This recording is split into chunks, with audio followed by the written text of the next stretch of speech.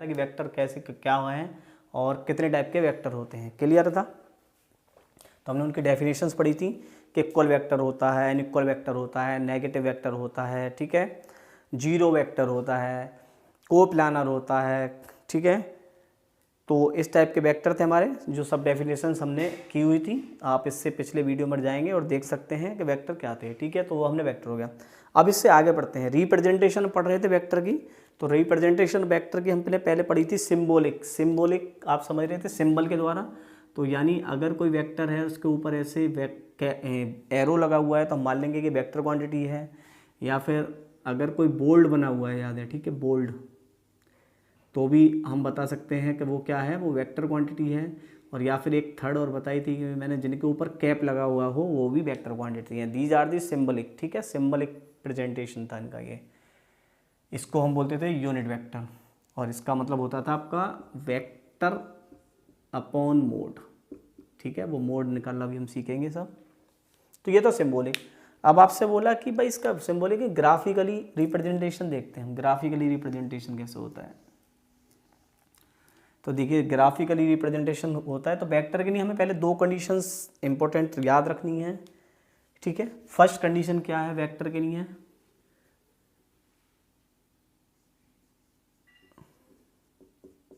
ठीक है, दो इंपॉर्टेंट कंडीशन है ये, इंपॉर्टेंट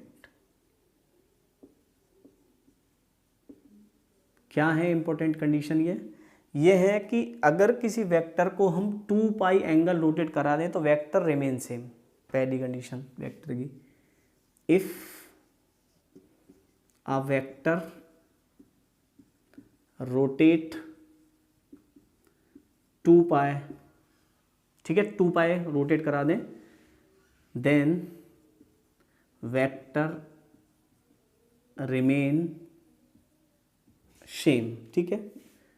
यानी वेक्टर वहीं हो जाता है। सिंपल समझ में आ रहा है भाई, कोई वेक्टर हो ऐसे, इसे आप 2 पाई रोटेट करा दो ऐसे करके तो वेक्टर यहीं आ जाएगा। आगे समझ में, वेक्टर यहीं आ जाएगा। और जो सेकंड कंडीशंस है वो याद रखना है हमें कि वेक्टर कैन शिफ्ट पैरेलल, ठीक है। ये बहुत इंपॉर्टेंट टर्म्स है कि वेक्टर को हम पैरेलल शिफ्ट कर सकते हैं, ठीक है। यानी सपोज करो कि ऐसी कोई वेक्टर हो, ये कोई ए वेक्टर है, तो हम इसे ऐसे ही शिफ्ट कर देंगे इधर, ठीक है। तो ये कंडीशन है कि वेक्टर कैन शिफ्ट पैरेलल। तो हमें ये दो कंडीशन याद रखनी है कि if a vector rotate 2 pi then vector remain same, vector वही हो जाता है घूमने के बाद। और अगर वेक्टर को हम पैरेलल शिफ्ट कर सकते हैं, ठीक है। तो ये दो कंडीशन आपको याद रखनी है। अब देखिए इससे आगे बढ़ते हैं।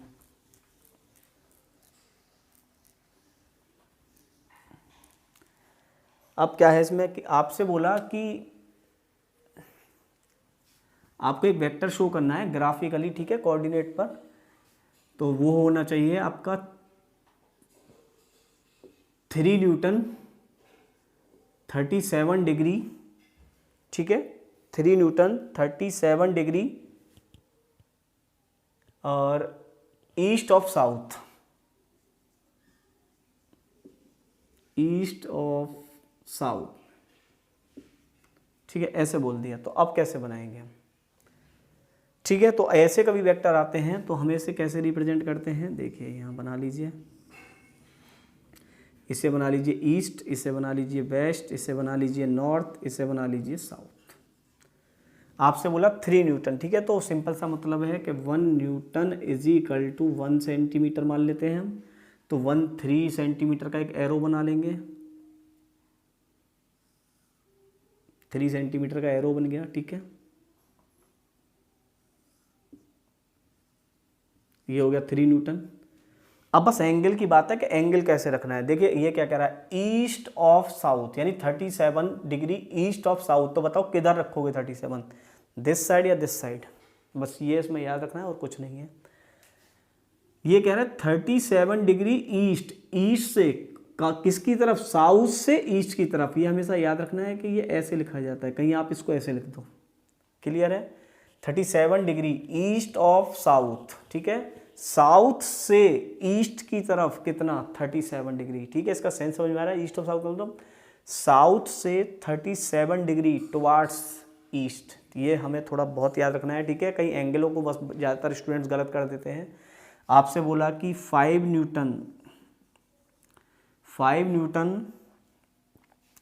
60 डिग्री ईस्ट ऑफ नॉर्थ, तो बताइए किधर बनाएंगे। ईस्ट और नॉर्थ ये रहा, इनके बीच में बनाना है और नॉर्थ से 60 डिग्री बनाना है। नॉर्थ से 60 डिग्री किसकी तरफ बनाना है, ईस्ट की तरफ बनाना है, ठीक है। इसको मेजर करके लिख ही देंगे 5 न्यूटन, तो ये 5 न्यूटन का हो गया। एंगल की बात थी, तो नॉर्थ से कितना एंगल है 60 है, किसकी तरफ, ईस्ट की तरफ, तो दैट इज 60 डिग्री। क्लियर हो गया। आपको कैसे एंगल रखने हैं ग्राफिकली प्रेजेंट, ठीक है, उल्टे मत लिख देना। आपसे बोला कि बनाइए जैसे कि 4 मीटर, ठीक है, 4 मीटर पर सेकेंड कोई स्पीड थी, और वो बोल दिया कि 30 डिग्री साउथ ऑफ वेस्ट, ठीक है। तो आप समझ गए, वेस्ट से 30 डिग्री किसकी तरफ, साउथ की तरफ। वेस्ट से 30 डिग्री किसकी तरफ, साउथ की तरफ। कितना, 4 मीटर पर सेकेंड। तो आई थिंक ये क्लियर हो गया होगा बिल्कुल का रिप्रेजेंटेशन कैसे देना है, ठीक है। इसका सेंस समझ में आ गया होगा। ईस्ट ऑफ नॉर्थ का क्या मतलब है, यानी नॉर्थ से चलना है किसकी तरफ, ईस्ट की तरफ, कितने एंगल 60। वेस्ट से चलना है किसकी तरफ, साउथ की तरफ, कितना एंगल 30। तो ये चीज़ रिप्रेजेंटेशन था जो आपको बहुत याद रखना है, ठीक है जी। एक कंसेप्ट क्लियर हो गया आपको कि कैसे इसको शो करना है। चलिए जी, एक सेकंड कंसेप्ट और देखते हैं इसी का, जो बहुत पूछता है। आपसे पूछेगा एंगल बिटवीन वेक्टर्स, ठीक है। एक कंसेप्ट है एंगल बिटवीन वेक्टर, यानी जो वेक्टर है उनके बीच में एंगल्स हो सकते हैं। तो एंगल बिटवीन वेक्टर क्या होता है, एंगल बिटवीन वेक्टर। भाई सपोज करो एक वेक्टर ये है ए वेक्टर, और एक वेक्टर बी है, और इनके बीच में 30 डिग्री का एंगल है। तो आप बोल दोगे कि angle between A and B, angle between A vector and B vector is 30 degree. Clear है। आपको दे दिया कुछ इस तरह से, ए वेक्टर ये है और बी वेक्टर ये है, और ये एंगल दे दिया आपको सपोज करो 240 डिग्री। तो आपसे पूछा but find angle between A and B, तो कैसे लिखेंगे, आप लिखोगे angle between A vector and B vector, कितना लिखोगे 240। बताइए अब जल्दी फटाफट, 240 नहीं होता, एंगल बिटवीन ये वाला एंगल होगा, अगर ये 240 है तो ये कितना बचा होगा 120, ठीक है। तो angle between A and B is 120 degree. Clear है। तो इससे आपको कुछ समझ में आया कि जो वेक्टर के बीच का जो एंगल होता है, ठीक है, एंगल बिटवीन टू वेक्टर्स कब फाइंड होता है, when they join tail to tail, ठीक है। जो इनकी टेल टू टेल मिलाने के बाद जो एंगल मिलेगा उस एंगल को हम बोलते हैं एंगल बिटवीन टू वेक्टर्स। याद रखना है, आफ्टर जॉइनिंग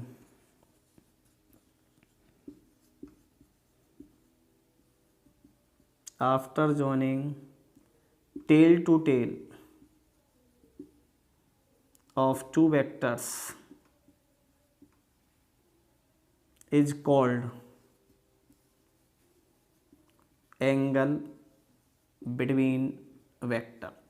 तो ये हमें थोड़ा याद रखना है कि टेल टू टेल ज्वाइन करने के बाद जो एंगल मिलेगा वो होता है एंगल बिटवीन टू वेक्टर्स, ठीक है। याद रखना है ये इस तरह से। एक न्यूमेरिकल और करा देता हूँ मैं ताकि आपको ये कंसेप्ट बिल्कुल क्लियर हो जाए एंगल बिटवीन वेक्टर का। तो देखिए एक डायग्राम बना लेते हैं।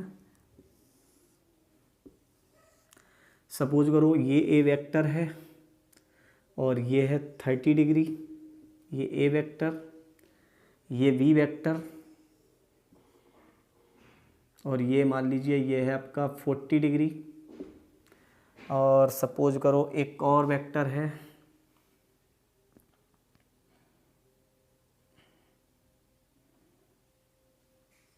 इधर सी वेक्टर, और ये है मान लीजिए 20 डिग्री।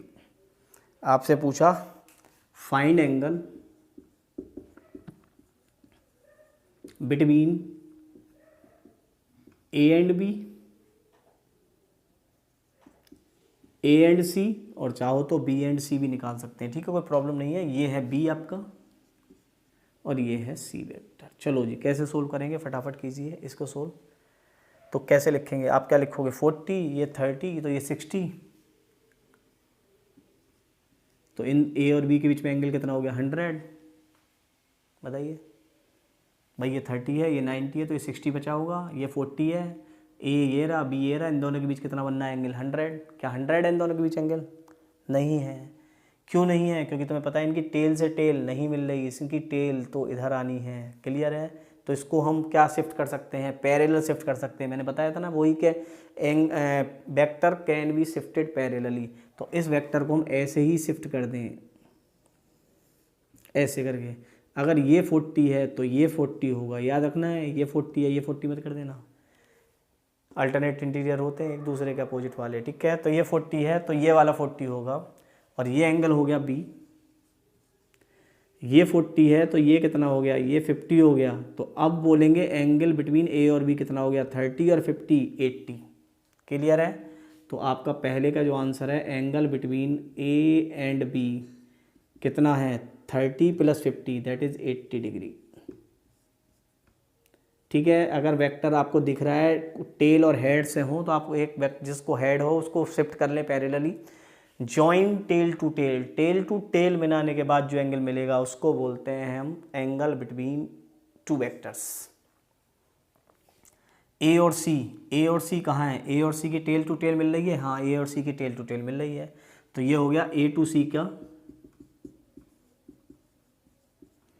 30 50 80, 80 और 40, 80 और 40 कितना होता है, 120, 120 और 20 140।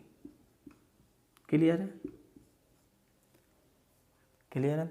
एंगल पूछा बी और सी, बी और सी के बीच का भी निकाल लो, एंगल बिटवीन बी एंड सी। ठीक है, अब तो आप निकाल लोगे, बी ये रहा, सी ये रहा, क्या टेल से टेल जुड़ी हुई है, ठीक है, टेल से टेल ज्वाइन है। तो इनके बीच में एंगल कितना हो गया, 40 + 20 दैट इज 60 डिग्री। तो आई थिंक ये कंसेप्ट बिल्कुल क्लियर हो गया होगा कि अगर हमें वेक्टरों के बीच का एंगल फाइंड करना है तो हमें क्या करना पड़ेगा, उनकी टेल टू टेल मिलानी पड़ेगी। ठीक है, टेल टू टेल ज्वाइन करने के बाद जो एंगल बनेगा उसे हम बोलते हैं एंगल बिटवीन टू वेक्टर्स, याद रखना है। और वेक्टर को हम क्या शिफ्ट कर सकते हैं, हम वेक्टर को पैरेलल शिफ्ट कर सकते हैं। क्लियर है ये चीज़?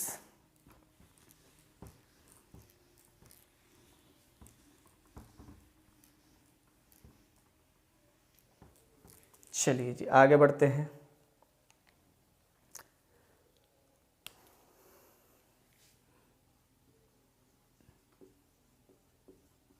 Methods of vector addition. ठीक है, वेक्टरों को कैसे ऐड या सब्ट्रैक्ट करते हैं हमें वो ये देखना है। तो सबसे पहले वेक्टरों को ऐड करने का तरीका देखते हैं कि मेथड्स ऑफ वेक्टर एडिशन। तो इसमें एक तो आता है ग्राफिकल और एक होता है एनालिटिकल। ठीक है, तो एक तो होता है ग्राफिकल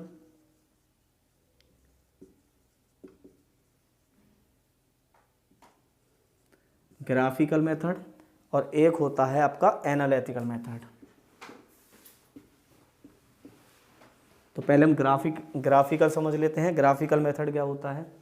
ठीक है, ग्राफिकल मेथड्स में हमारे 3 लॉ हैं, ट्रायंगल लॉ, पैरेललोग्राम लॉ और पॉलीगन लॉ। ठीक है, ग्राफिकल मेथड्स में हमारे पास 3 लॉ हैं, triangle law,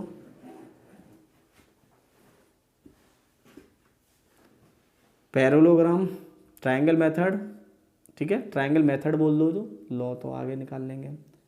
triangle method, parallelogram method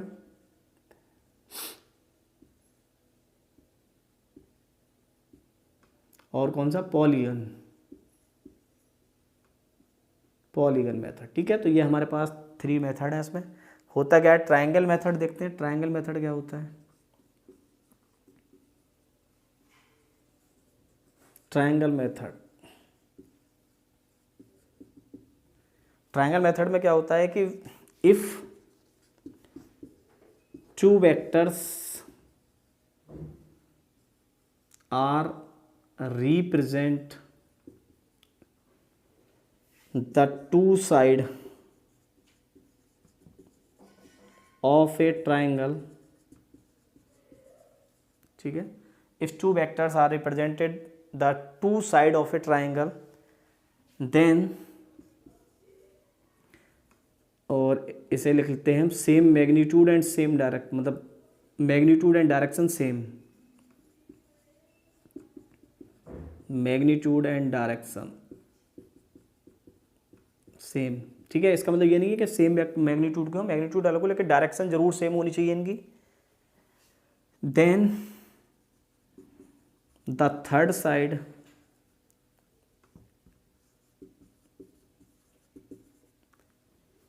is resultant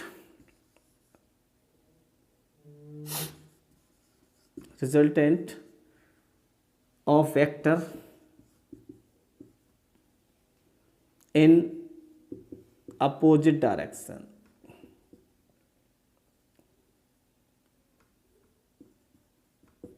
opposite direction,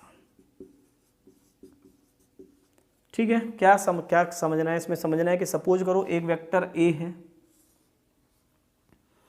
और यहाँ से ये दूसरा वेक्टर बी है,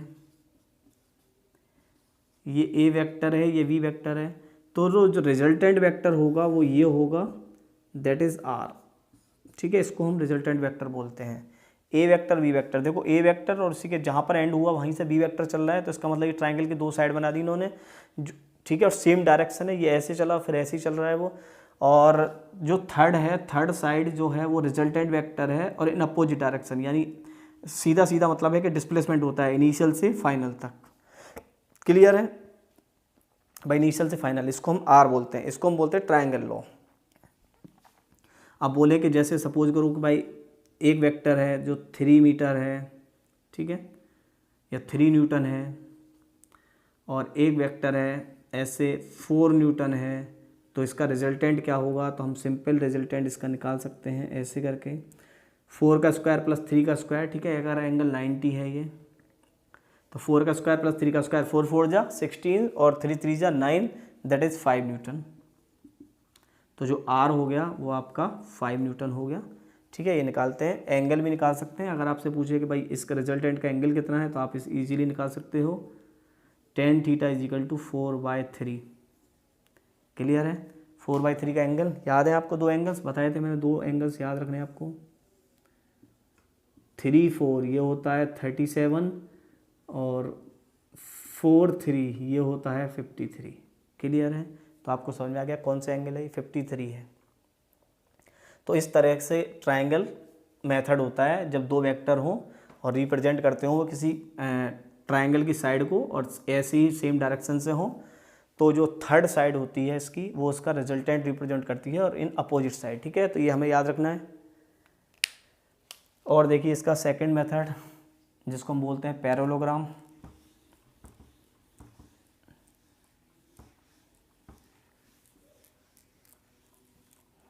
पैरेललोग्राम में क्या होता है? पैरेललोग्राम में ये होता है कि एक वेक्टर है ए और दूसरा वेक्टर भी इसके एडजेसेंट है, एडजेसेंट, ठीक है। यानी two vectors, if two vectors are shown the adjacent side, ठीक है, एडजेसेंट साइड, तो इनका जो रिजल्टेंट होगा वो इनका डायगोनल होगा, इनका जो रिजल्टेंट होगा वो इनका डायगोनल होगा। इसे हम बोलते हैं लॉ ऑफ पैरेललोग्राम या पैरेललोग्राम मेथड। क्लियर है? दोबारा समझिए कि अगर ए और बी दो वेक्टर हैं और दोनों वेक्टर एडजेसेंट है, यानी इनकी टेल से टेल जुड़ी हुई है। पहले केस में आप देखो, पहले केस में क्या था? पहले केस में एक वेक्टर जहाँ एंड हो रहा था वहाँ से दूसरा वेक्टर स्टार्ट हो रहा था, ठीक है, ये केस था पहला। तो इसमें जो रिजल्टेंट था वो ये था, लेकिन यहाँ पर केस है कि ए और बी आपस में ज्वाइन है, ठीक है, टेल टू टेल। तो यहाँ पर देखिए ज्वाइन है, तो ए को हम शिफ्ट कर सकते हैं पैरेलल, ए को शिफ्ट कर दिया, बी को भी पैरेलल शिफ्ट कर दीजिए, ठीक है, थोड़ा सा ऐसे लगे जो पैरेललोग्राम बन जाए, देखिए वी शिफ्ट हो गया, तो देखिए क्लोज हो गया नहीं, ये ए ये बी, तो देखिए A plus B equal to R. Clear है? और देखिए वही कंडीशन बन गई, यहाँ पर हेड, यहाँ पर इसकी टेल, यहाँ पर इसका हेड, और इसकी डायरेक्शन देखो ऐसे ही है। तो इसको हम बोलते हैं लॉ ऑफ पैरेललोग्राम मेथड। ठीक है, पैरेललोग्राम मेथड। ये ग्राफिकली अभी एनालिटिकल अलग होते हैं। ठीक है, अभी ग्राफिकली सीख रहे हैं कि ग्राफिकली तो केवल हम शिफ्ट करके सीख रहे हैं कि वेक्टर को कैसे शिफ्ट कर सकते हैं और कैसे हम इनका नेट निकाल सकते हैं, यानी जो डिस्प्लेसमेंट होता है, सिंपल। अच्छा जी, पॉलीगन। पॉलीगन में भी क्या होता है, पॉलीगन भी देख सकते हैं हम। पॉलीगन एक और देखते हैं, पॉलीगन का केस। पॉलीगन में क्या होता है, पॉलीगन में इस टाइप से होता है कि सपोज करो एक वेक्टर ए है, एक वेक्टर ऐसे बी है, एक वेक्टर ऐसे सी है, और एक वेक्टर ऐसे डी है। तो जो नेट होगा वो ये आर होगा। यानी जब 2 और 3, मतलब 2 और 3 से ज़्यादा वेक्टर हो तो हम इसमें पॉलीगन मेथड्स लगा सकते हैं। देखिए बहुत सिंपल। देखिए ए समझ में आ रहा है, ए जहाँ से एंड हो रहा है वहाँ से बी स्टार्ट हो रहा है, फिर जहाँ बी एंड हो रहा है वहाँ से सी चल रहा है, जहाँ से सी एंड हो रहा है वहाँ से डी चल रहा है, और रिजल्टेंट जो होता है वो हमेशा इनिशियल से फाइनल पोजीशन पर जाता है अपोजिट। तो ये इसका आर हो गया। यानी इस केस में अगर हम आर लिखेंगे तो इस केस में जो आर होगा वो होगा आपका A plus B plus C plus D. Clear है?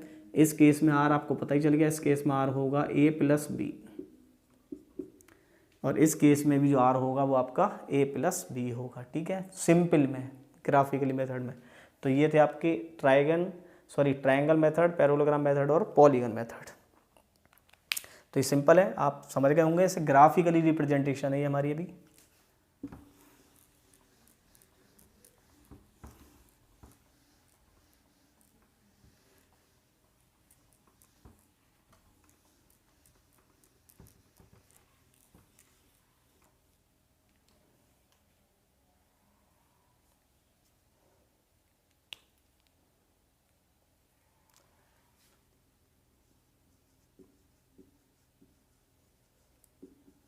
Cumulative law. ठीक है, वेक्टर के कुछ लॉ हैं, एक क्यूमुलेटिव है और एक एसोसिएटिव है। क्यूमुलेटिव क्या कहता है, ये कहता है कि भाई A plus B is equal to होता है बी प्लस ए के। ठीक है, अगर ये ऐसा हो जाए शो, तो जो वेक्टर एडिशन है वो क्यूमुलेटिव लॉ को फॉलो करता है। देखिए कैसे करते हैं। सपोज करो कि ए एक वेक्टर है ऐसे और वी एक वेक्टर है ऐसे, तो इनका आर तो हमें पता है कि आर ऐसे आएगा इसका। ठीक है, आर ऊपर ले लीजिए, बी को इधर शिफ्ट कर देते हैं,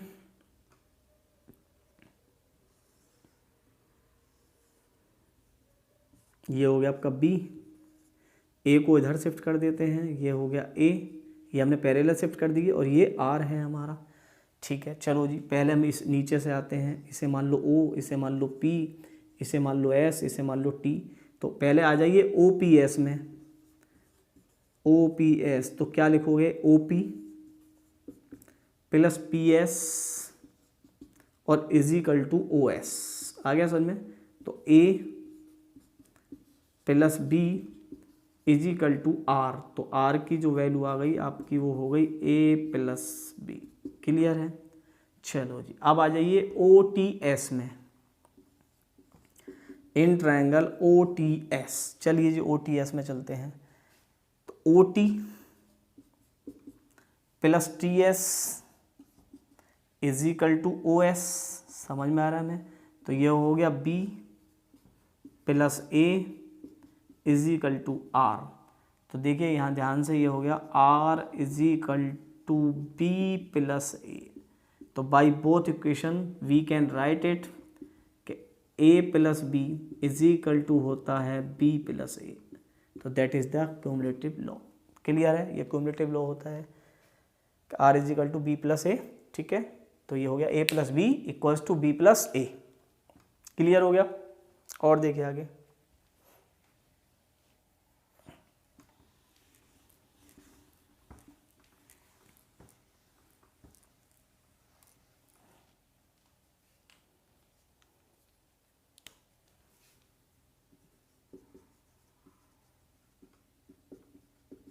एसोसिएटिव लॉ, इसमें क्या होता है, इसमें होता है कि A plus B plus C is equal to A plus B plus C. ठीक है, ये एसोसिएटिव लॉ बोलते हैं। इसे कैसे प्रूव करेंगे, इसे हम देखिए कैसे प्रूव कर सकते हैं। हमें 3 वेक्टर लेने होंगे।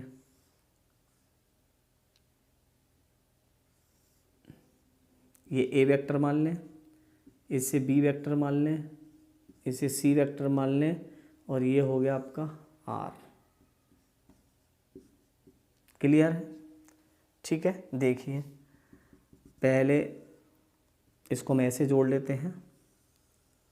अच्छा जी, तो हम बोलते हैं इसे ले लेते हैं ओ, इसे ले लेते हैं पी, इसे ले लेते हैं एस, इसे ले लेते हैं टी।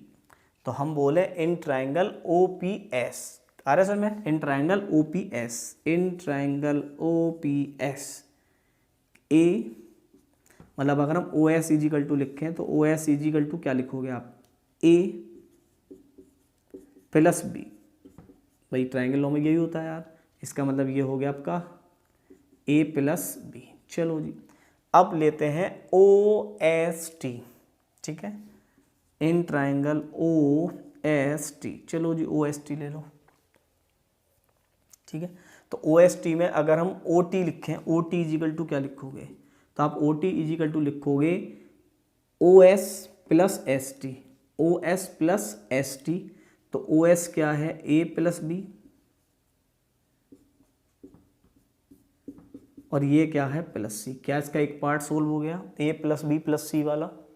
ठीक है, ये सोल्व हो गया, ए plus B plus C. Clear है? चलो जी, अब क्या करें हम, अब इसको एक और डायग्राम बना लेते हैं, बिल्कुल सेम डायग्राम है, या इसको हम ऐसे ले लेते हैं। ठीक है, ये तो कर लिया, आपको समझ में आ गया होगा कैसे करना था। अब हम इसको ऐसे ना जोड़कर अब इसको ऐसे ऐड कर लेते हैं।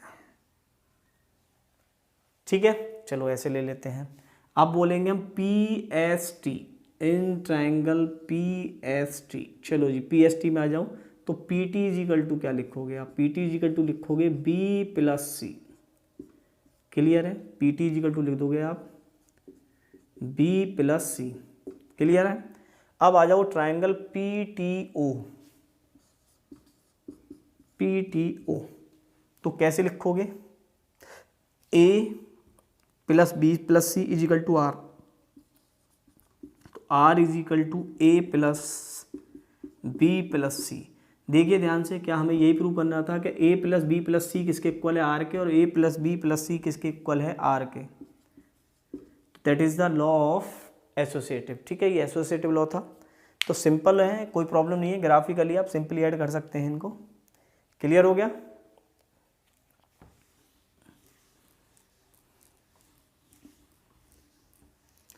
ठीक है, तो ये सिंपल ग्राफिकली मेथड थे। हमें जो यूज़ करने होते हैं वो ज़्यादातर एनालिटिकल मेथड ज़्यादा यूज़ करते हैं, ग्राफिकली कम करते हैं, लेकिन कुछ क्वेश्चन में सिंपली हम ग्राफिकली मेथड यूज़ कर देते हैं। तो जैसे सपोज करो कि एक पॉलीगन मिल जाए आपको ऐसे करके,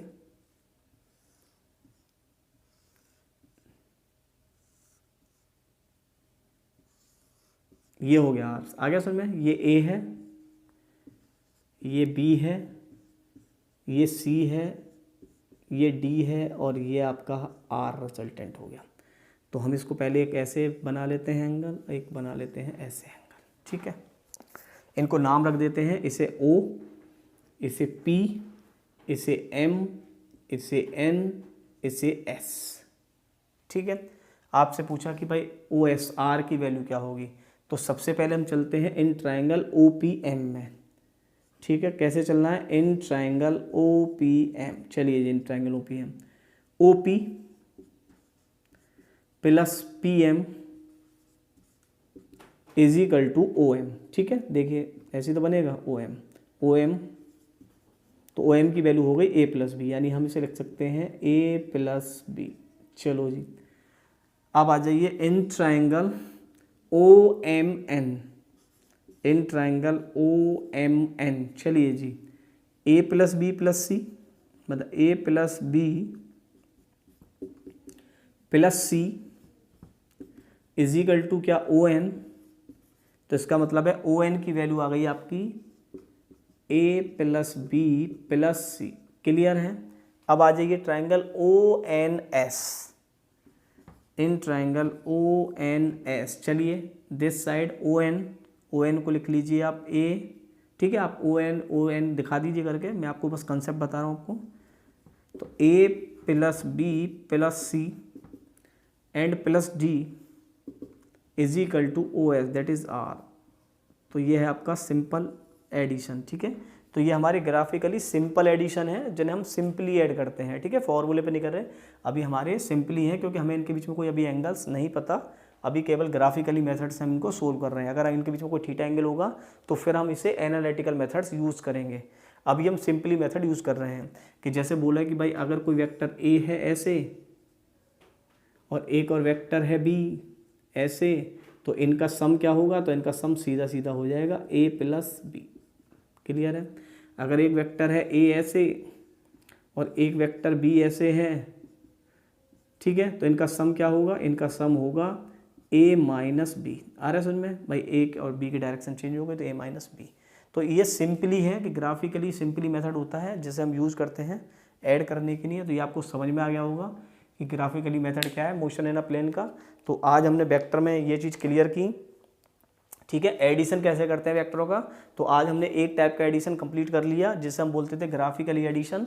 और ग्राफिकली एडिशन में आपने ट्राइंगल मेथड पढ़ा, पैरेललोग्राम मेथड पढ़ा और पॉलीगन मेथड पढ़ा, ठीक है। तो ये सब क्लियर है। अगर सिंपल वेक्टर हो तो आप सिंपली ऐड कर सकते हैं, सिंपल वेक्टर अपोजिट डायरेक्शन हो ऐड करेंगे तो ए माइनस बी डायरेक्शन चेंज हो जाएगी। तो ये था हमारा सिंपल एडिशन वेक्टर का। और आपने दो लॉ भी पढ़ लिए इसमें, क्युमुलेटिव और एसोसिएटिव लॉ, जो कभी कभी प्रूव करने के लिए आ जाते हैं। और उसके साथ आपने पढ़ लिया आपने कि एंगल जो वेक्टर है उसको हम ग्राफिकली रिप्रेजेंट कैसे करते हैं कि 37 डिग्री ईस्ट ऑफ नॉर्थ या ऐसे साउथ करके जो डायरेक्शन होती है उसको कैसे निकालना है। और एंगल बिटवीन आपने सीखा, एंगल बिटवीन जो बहुत इंपॉर्टेंट टॉपिक था कि एंगल बिटवीन वेक्टर कैसे फाइंड करते हैं। तो join tail to tail and find the angle.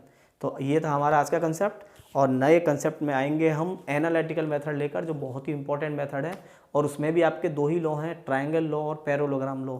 तो नेक्स्ट वीडियो का इंतजार कीजिए, चैनल को लाइक सब्सक्राइब कीजिए ताकि आने वाली वीडियो का नोटिफिकेशन आपको तुरंत मिल जाए कि भाई नई वीडियो आ गई है। और आपकी जो पढ़ाई है वो कंटिन्यू चलती रहे ऐसे लॉकडाउन में भी जिसमें कि स्कूल नहीं खुल रहे हैं और हम आपके साथ जुड़े हुए हैं। तो आप हमारे चैनल को लाइक सब्सक्राइब करें, ठीक है, ताकि आने वाला नोटिफिकेशन आपको टाइम पर मिल जाए।